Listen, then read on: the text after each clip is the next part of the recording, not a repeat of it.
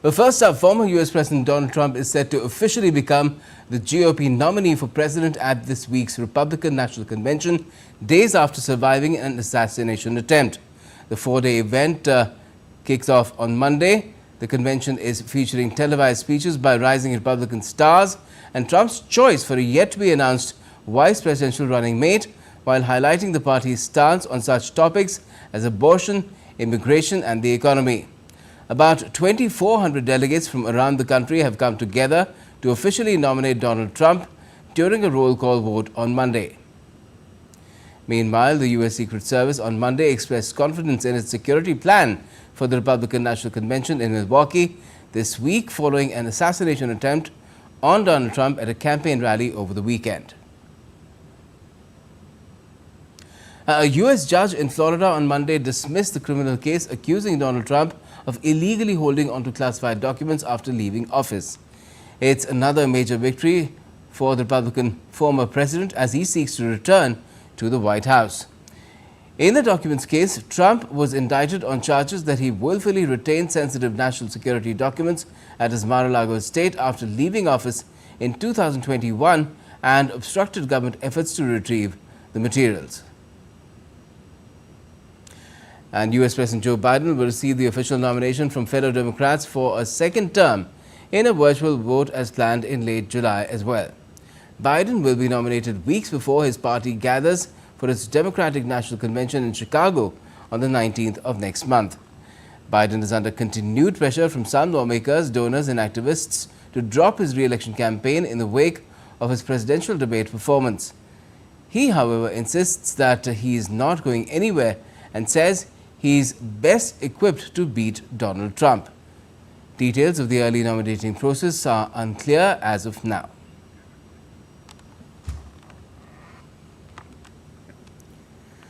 Now, the U.S. Federal Bureau of Investigations, or the FBI, has said former President Donald Trump's would-be assassin appeared to have acted alone in the Pennsylvania shooting, although no motive has been found yet for his rooftop assault.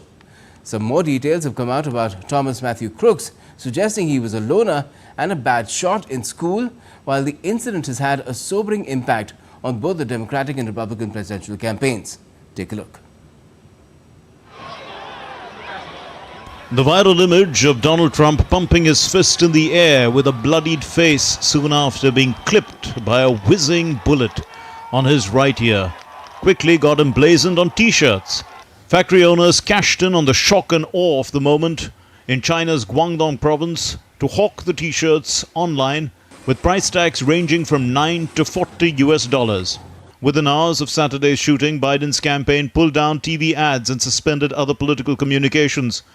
Democrats also dropped campaign threads highlighting Trump's May felony conviction in the hush money case. Biden himself called for unity and asked Americans to let the FBI do their job and to cool it down. I urge everyone, please, don't make assumptions about his motives or his affiliations. Let the FBI do their job and their partner agencies do their job. I've directed an independent review of the national security at yesterday's rally to assess exactly what happened, and we'll share the results of that independent review with the American people as well. We must unite as one nation to demonstrate who we are. Biden's Republican rival, Donald Trump, also signaled that he will not be engaging in aggressive political statements and instead focus on calm and unity. He told the Washington Examiner that this is a chance to bring the whole country, even the whole world, together. Focus also remained on Monday on the investigation into Trump's would-be assassin, 20-year-old Thomas Matthew Crooks. Images of his past were dug up by news agencies and media outlets, including his 2022 high school graduation ceremony from Pennsylvania's Bethel Park High School. He received a $500 Star Award from the National Math and Science Initiative, but reports citing accounts of his classmates and those who knew him also said that he was bullied at school, was a loner, and even failed to join the school shooting team as he was a bad shot. As media teams remained parked outside Crooks' Bethel Park home, the FBI reportedly said that he acted alone, although it is yet to find any clue about his motive for attempting to gun Trump down. He was a registered Republican, but also donated $15 to a Democratic Political Action Committee when he was 17. At the time of the shooting, he was employed as a dietary aide at the Bethel Park Skilled Nursing and Rehabilitation Center, which said Crooks's background check was clean. Monday also saw the U.S. Secret Service, which protects the incumbent and all former U.S. heads of state, saying it would participate fully in probes announced by President Biden and members of the Congress after its agents failed to prevent a gunman from shooting and injuring former President Donald Trump over the weekend. In her first major statement since the shooting, which killed a rally attendee, Secret Service Director Kimberly Cheatle said the agency was increasing security for Republican presidential candidate Trump and the Republican National Convention in Milwaukee, which kicks off on Monday. Bureau Report, DD India. And for more on all the developments to the Trump shooting and all the political recoil and ramifications it's caused, let's take you to Washington, D.C. with DD India's Benji Haya. Good evening to you from Delhi, Benji. Before I ask you about what's happened with the shooting and Trump, let me also ask you about the case in Florida. How is the classified documents case been dismissed, and what does it really mean for the road ahead as far as the presidential contest is concerned?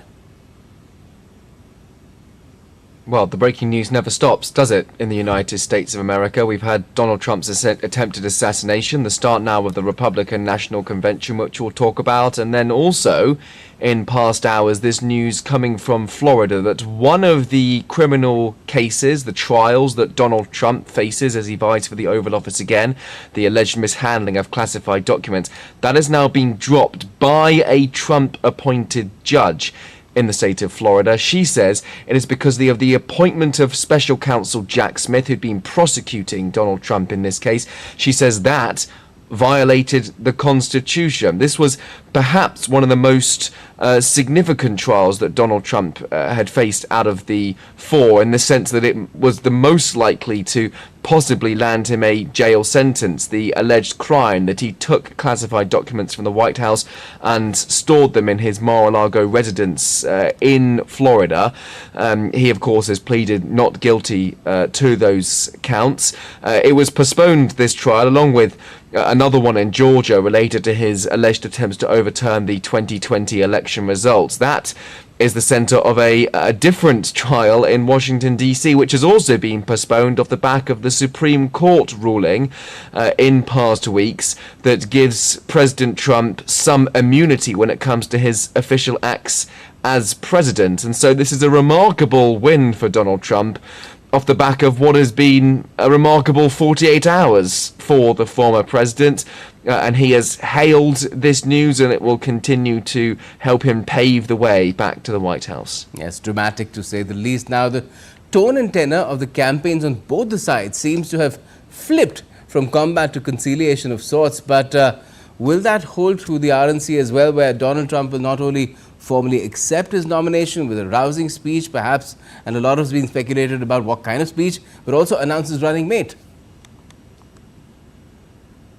It's difficult to speculate about the speech because, according to Donald Trump himself, he's actually rewritten it in light of his attempted assassination.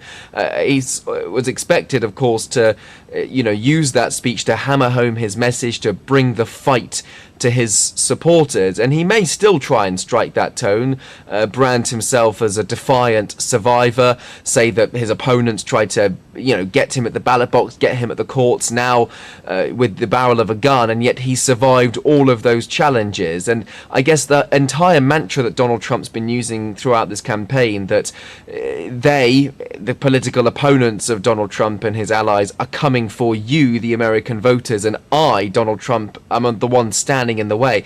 That is a message that could certainly resonate, especially following the incident where he literally took a bullet, or at least it grazed his ear, and others at that rally, one died and others were left injured. But it is also possible that, especially from what we've seen in terms of the rhetoric from the statements he'd made since that incident, that he will take more of a tone to try to unite the nation.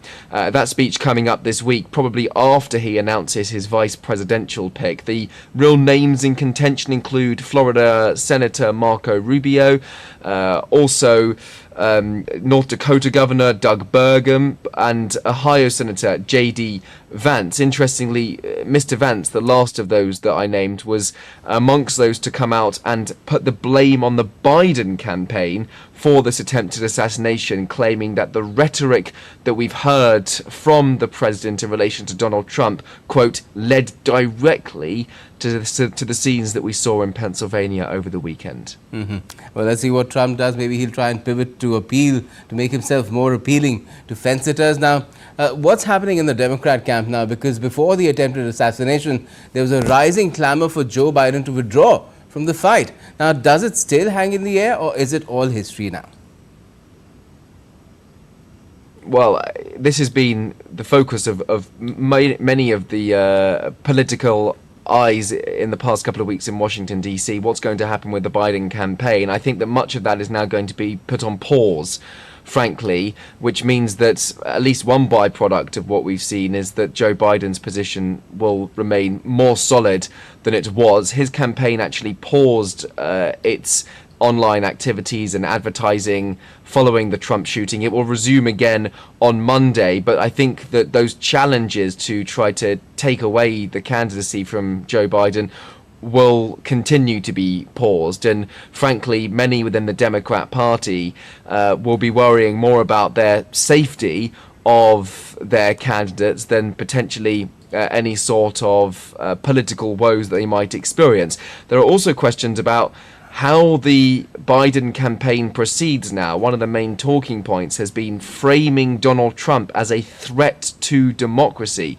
Biden's own words saying that Donald Trump should be put in a bullseye. I'm not sure the public will take kindly to that message, and there might be more hostility now towards direct criticism towards Donald Trump. There is also an overall message from President Joe Biden, which was espoused in an address from the Oval Office last night, a message of unity, trying to bring the country together, saying that it's important to try to bridge those differences and resolve those differences at the ballot box, not via bullets. And this is going to be a very difficult challenge for Joe Biden to try to seek unity in this very fractured nation and try to avoid the bloodshed descending into a cycle of vengeance going forward. Well, let's see what kind of reciprocity does that evoke from Donald Trump, because we're still to hear from him publicly, really, on that front. He's given interviews and he's made all kinds of